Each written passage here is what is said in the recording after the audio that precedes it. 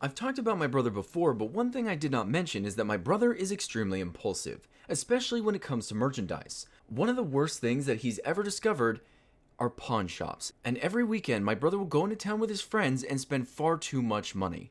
I tried to help.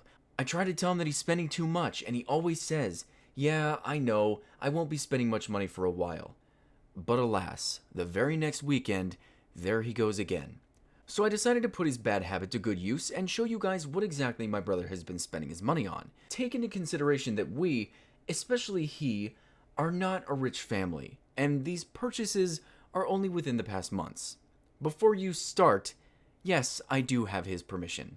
The first couple items are knives and blades, the first being this interestingly designed knife right here. The knife is 440 stainless steel made by Hunter Knives, it seems, has a window buster on the back, and was picked up for around $5.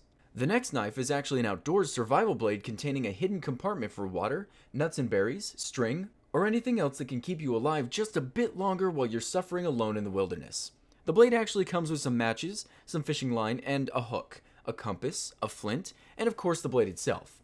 Speaking of the blade, it seems to be made of stainless steel. The handle looks to be comprised of aluminum, and the sheath is some sort of leather. In all, this blade was purchased for $20. The next item is a butterfly knife. Very good looking blade, probably made of stainless steel, and was purchased for $25. Moving away from knives, we have something a bit unexpected. An Assassin's Creed replica hidden blade based on the movie and video game series. It's quite a simple little thing made of very cheap metal, very cheap pleather, and Velcro, and costs $99.95. Next, we have a machete. This item is actually really cool, having a great looking exterior sheath with ropes and buttons indicative of a Native American tribe. I couldn't tell you which one, and I don't believe it says, but the blade itself is the cool part. In it, you'll see a beautifully etched depiction of some Native Americans chasing and hunting buffalo. Really cool machete. Unfortunately, this is a decorative thing, as the blade is made of very thin steel, and had a price tag of $20. This item David actually bought for me. It's a wooden practice katana, and if I remember correctly, he got one for himself as well. We have yet to spar with them, but together they were $30. To finish up the blades, we have a katana that he actually hangs up on his wall. It's very pretty. Made of 440 stainless steel, and hilariously was made in China. This was around $50. This next item is a bit more interesting. This is a Saber Staff that my brother bought online. He dressed up full Jedi to see Rogue One Day 1 and needed Jedi robes, $30, Jedi boots, $99.99, and this handcrafted lightsaber, which was $299.99. But wait, I made it seem like that was all, but that's not all. To complete the costume, he needed a mask. This handcrafted, plastic, decently painted $150 mask to be exact. The costume alone was worth $579.98. I wish I could show you guys what this thing looks like with its blades, but unfortunately one of Dev's friends has the blades, so for now, it's just an interesting looking green flashlight. The staff saber does come apart to form two single green sabers, and you even have little bottoms that you can attach on. Really kind of cool, but stupid expensive. David and I have not played with Nerf guns since we were 15, but this next item was such a good deal, David could not pass it up. A $15 Nerf Minigun. Yeah. That is all. Up next, we have this Gag Flask. This is made of brushed aluminum and a plush sticker on the front. $18. Not kidding. Okay, now we have something really cool. This RC car. This bad boy will actually fly down the road at 70 miles per hour. This is top speed, mind you, but this little thing is actually pretty cool. Purchase of this, the added back wheels so the car doesn't flip backwards, and spare tires, this car was a whopping $404. Star Wars Big Headed Pop thing. I really don't like these things, but that's just me. This is Captain K. Cyan from Rogue One, which I totally saw, but said it that way just to hurt you. He got it for $10. Next, we have this drone. It seems like drones with cameras are becoming more popular on YouTube, but this one has yet to be flown. Comes with a camera that unfortunately does not say what resolution it records at, but hopefully it's 720p or higher, especially since it was on sale for $75. Now, my brother's friends are into longboarding, so he got into it as well. The first board was $45 and the second was $20. Now, I'm not much of a longboard guy, so I can't say much about them, but the designs are pretty nice. Up next, we have a ton of hats to get through. I myself am not a hat guy. I really don't like anything on my head. My brother, on the other hand, loves hats, and he buys a lot of them. The first one is camo. $10. The second one is actually pretty sick. I would wear this. It's a Legend of Zelda hat with a genuine metal pin attached to the front and painted really well. $30. Same with this one. Arrow style, good paint, $30. Blue fedora, $30. Red fez, $15. Black fedora, $30. Zelda cap. No, not kidding. This is a Zelda cap, $15. Egypt tourist hat. I don't know what else to call it. $30. Ski mask / bank robber who likes to show his entire face. $15. The next item is a bow, and this is actually one of the first things my brother went out and got at a pawn shop. It was $30 plus 8 for every arrow he bought. He used it a couple times and says that he enjoys shooting it. Lastly, we have this Legend of Zelda poster. Very nice looking poster actually. This plus the frame was $64.99. In all, Dev has spent $1,648.92. $1,648.92. Well, Barry, look, it's his money and he can do what he wants with it, and I get that. It's just so strange to see him do this. I'm very careful with my money. The most impulsive I've been in the past month was an airsoft pistol, and I bought it because my friends and I wanted to go airsofting that night and didn't want to go home and get our guns. And that was weeks ago.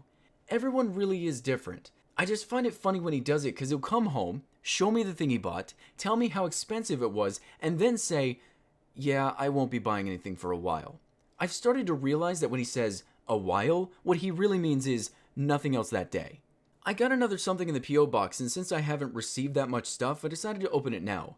Better to put it at the end of this video instead of making a 20-second video just opening one thing.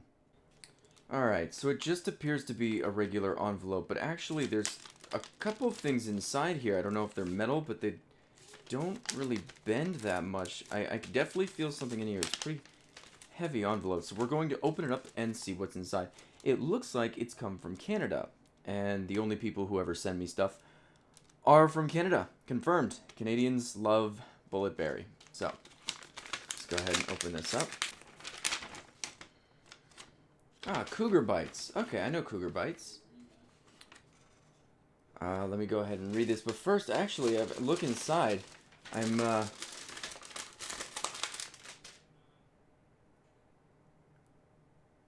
This is a process.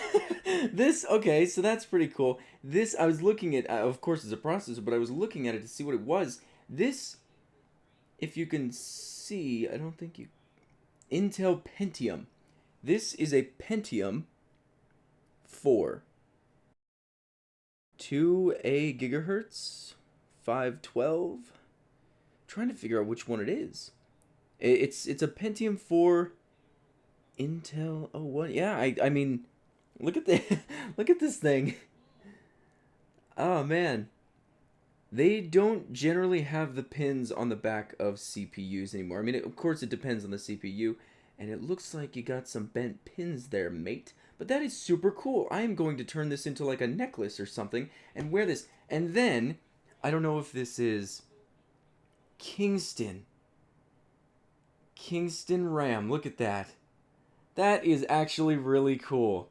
I know this is like just old computer parts, but I really appreciate this stuff. This is so cool. I'm gonna read your letter. So essentially the letter is thanking me for all the content I make, thanking me for being on the podcast with him and some others, thanking me for getting him into PC gaming, and the components that he gave me, the CPU and the RAM, were essentially the first components that he ever put in his first PC, and he wanted me to have them, and I really appreciate that. I think that's super special. The letter really didn't say much other than that, but this part you do need to see. To Jonan, I hope you somehow see this letter. Canucks suck. Go Penguins. I betray Canada. Okay, well, if you were ever thinking that maybe all Canadians did get along and apologized, I think it's time you both did. Yeah, I guess when it comes to sports teams, you guys are very, very hostile. But thank you so much. This is so cool. Like, I know, again, it's just a dumb little, you know, but, oh, God. Yeah. An Intel Pentium and a stick of probably 2 gigabytes. 2 gigabytes? I don't know where it says. I can't see where it says. But yeah, I mean, that's a thing that exists. So thank you so much, Cougar Bites. And, off to end the video. I was thinking for a bit about how to end this video. Generally, I come up with something witty pertaining to the contents, but this one ended up splitting off and becoming something else. I guess I could use my trump card that I use if ever this situation arises. Hey Barry, you wanna go pawn shopping? Yeah, just like that.